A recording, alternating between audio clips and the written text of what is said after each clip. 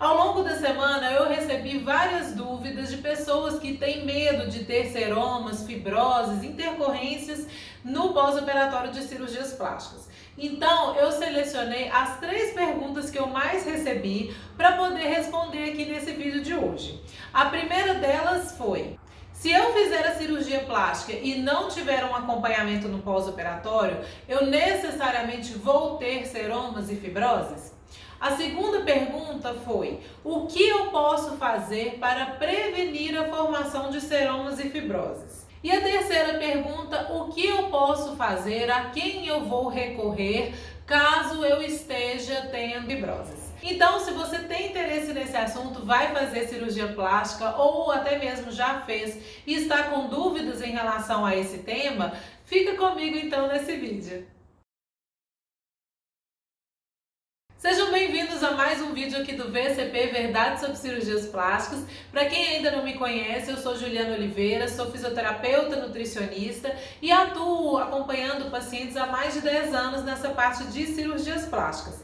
Então, se você quiser conhecer um pouco mais sobre o meu trabalho, aqui na descrição do vídeo você tem mais informações. Vamos à primeira dúvida, que é: se eu fizer uma cirurgia plástica e não fizer nenhum acompanhamento no pós-operatório com nenhum profissional, necessariamente eu vou desenvolver seromas e fibroses? Gente, então vocês precisam entender uma coisa: o seroma, a fibrose, as cicatrizes hipertróficas são considerados intercorrências e complicações cirúrgicas. Não significa que todo mundo que fizer cirurgia plástica vai ter esse tipo de problema. Então, eu já tive pacientes, que eu recebi no pós-operatório, que eu fui acompanhando semanalmente a evolução dele e que praticamente eu não tive que fazer intervenção, A evolução foi muito tranquila.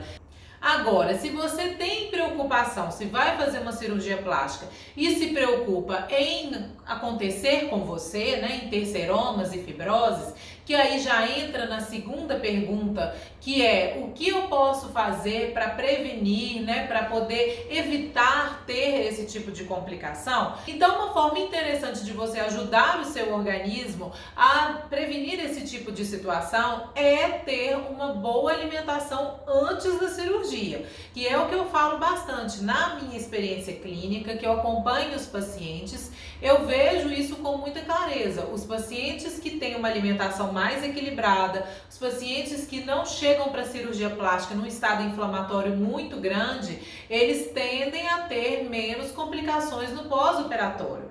O que é esse estado inflamatório grande, gente? Infelizmente, a nossa alimentação acaba tendo uma oferta muito grande de alimentos que têm um papel inflamatório no nosso organismo.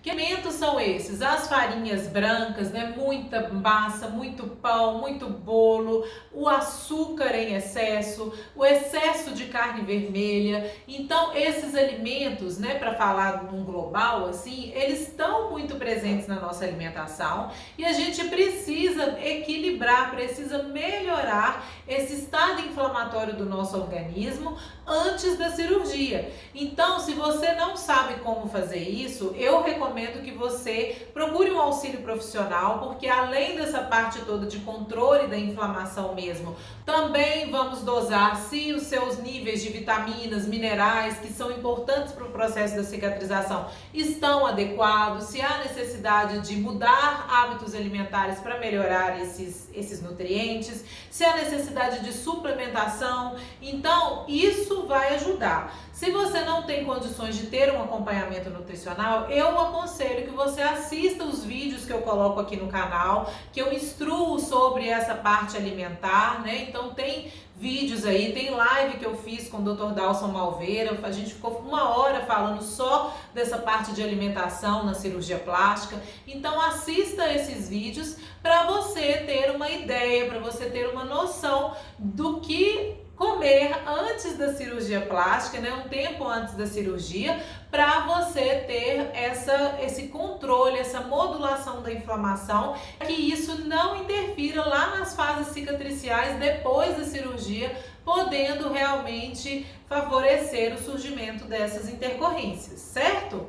Além da alimentação, quais outras formas a gente tem que pode prevenir esse tipo de intercorrência?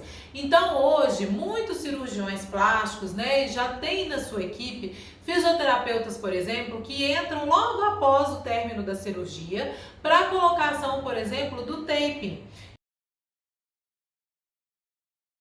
O taping hoje, por exemplo, ele é utilizado no intraoperatório para fazer o que? Exatamente para poder prevenir a formação do seroma, para poder já controlar a formação dessas fibroses, ajudar na reabsorção das equimoses, que são aquelas manchas roxas que acontecem. Então hoje existe esse tipo de abordagem que já é realizada logo ali no término da cirurgia. Alguns cirurgiões oferecem isso para os pacientes lá no centro cirúrgico. Depois que aconteceu a cirurgia, a melhor hora de se entrar com tratamentos para melhorar a fibrose, melhorar as aderências, é no momento em que ela está surgindo, gente. Então, se você está notando alguma alteração ali no tecido, se você está notando um endurecimento na região, está notando que sente dor, né? Você vai notar que tem algo diferente acontecendo ali no seu organismo. É importante comunicar ao cirurgião, ver o que ele tem para te orientar a respeito disso, se ele indica algum profissional. Agora, se ele não indicar ninguém, se ele falar que isso ainda vai melhorar com o tempo, eu, Juliana, agora não como profissional, mas sim como uma pessoa que teve fibroses, que passou por todo esse processo e que realmente eu também ouvi isso do meu cirurgião, né? Que eu não precisaria me preocupar, que essas fibroses melhorariam com o tempo. Eu não recomendo que você simplesmente fique esperando a fibrose melhorar sozinha. Porque como foi no meu caso, eu não vi melhora das minhas fibroses com o tempo, né? Elas não se resolveram com o tempo, eu tive que procurar um tratamento para poder melhorar as minhas fibroses. O que eu percebo na minha prática clínica é pacientes chegando para mim com 1 ano, 2 anos, 5 anos de pós-operatório, apresentando fibroses, buscando algum tratamento, exatamente porque foram orientados a esperar um tempo para poder as fibroses melhorarem e as fibroses não melhoraram. Então as pessoas, mesmo com anos depois da cirurgia, ainda apresentam fibroses. Então a melhor hora para entrar com tratamentos específicos nessa abordagem de fibrose é no momento em que está havendo a formação ou então ainda num pós-operatório mais recente. E agora entrando na terceira dúvida que eu recebo muito, meu cirurgião não indicou nenhum profissional, eu não conheço nenhum profissional, o que eu faço, né? A quem que eu recorro? Em breve eu vou conseguir ajudar vocês um pouco mais com isso. Nós estamos formando um grupo de profissionais em todo o Brasil, né, que atuam com esse tipo de abordagem que eu falo aqui, que vai atuar de uma forma eficaz nas fibroses, nas aderências, enfim, nessas intercorrências que possam surgir, para poder indicar para vocês esses profissionais que vocês vão poder procurar. Enquanto esse grupo ainda não está formado, uma das formas que eu estou conseguindo em ajudar os pacientes, principalmente nesse período de pandemia, em que o nosso conselho, né, tanto o conselho de nutrição quanto o conselho de fisioterapia, liberou as consultas online, é através do atendimento de teleconsulta. Mas calma, eu preciso explicar bem essa questão do atendimento online.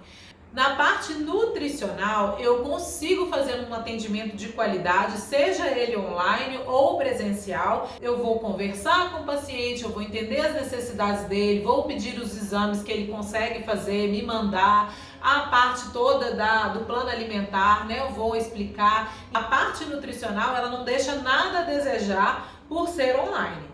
Na parte da fisioterapia já é um pouco diferente, porque eu não vou conseguir fazer uma intervenção, eu não vou conseguir tratar da forma como eu trato presencialmente no meu consultório. Mas o que eu tenho tido demanda, né, por essa parte são, na verdade, de orientações.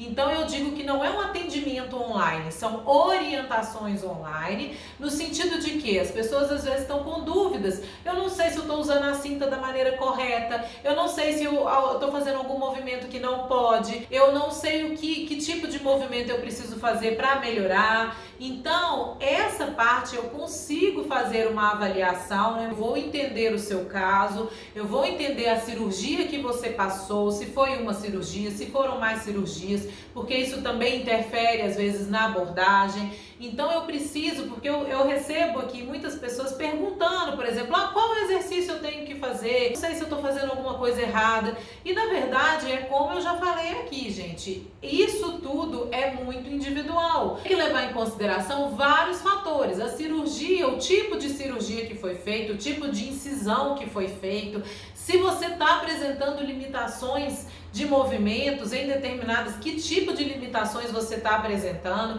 Então o tratamento ele é muito direcionado e ele deve ser individualizado. Então essas orientações eu tenho conseguido fazer dessa forma, né, na forma online. Então depois, durante essa semana, eu vou colocar lá no site, se você quiser, tiver interesse nisso, né, tá com muita dúvida, não tem ninguém para te orientar, não tem nenhum profissional na sua cidade, enfim, né, se você está passando por uma situação como essa, aí eu vou deixar então as informações lá durante essa semana. Nós vamos atualizar o site para essa questão das consultas, das orientações online, ok? Bom, gente, eu espero que esse vídeo ele tenha ajudado um pouco mais vocês a esclarecer essas dúvidas aí que chegaram para mim com muita frequência durante essa semana, e a gente se vê então em breve no próximo vídeo. Um beijo, até lá, tchau!